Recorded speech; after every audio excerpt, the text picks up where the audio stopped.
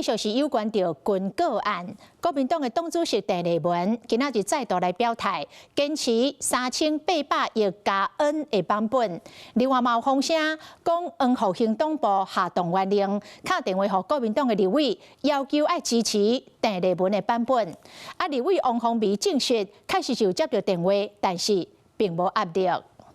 黨團多數一直是堅持3800億加恩，從來沒有動搖過。要改成8000億的，從來都是少數意見。講到軍購案，國民黨主席鄭麗文表態堅持3800億另外加的版本，強調黨內支持8000億的聲音是少數。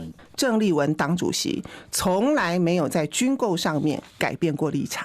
這個預算的編列無合理，鄭麗文甲部分黨內立委敢若無共調。國民黨內部為了軍購案又佫引起風波，為了整合意見，甚至放下講黃復興黨部下達動員令，電力關切國民黨立委要求支持鄭麗文的版本，佫放下講若無配合強硬，影響到未來選舉的布局。我覺得去講說，如果沒有遵從，然後在下一次選舉啊，就要從中作梗或者不支持，我覺得這通通都是一個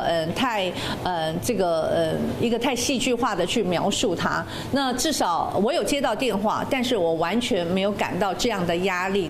王鴻薇證實講有接到電話，不過無感受到壓力，這嘛好黨內對抗的勢力浮上台面。依照頂禮拜立法院國民黨團的大會支持8000億版本的差不多有20個人，支持3800億，佮另外加的干那7個人，雙方人數有差真濟，意見也未整合。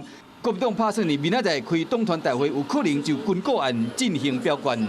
所有黨團成員非常確定的，大家一致支持的版本就是團結版本。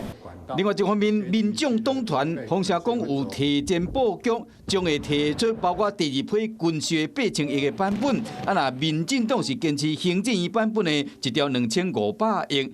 在朝野對抗甲黨內路線的超未平情形下，軍購案會安怎發展，依然充滿變數。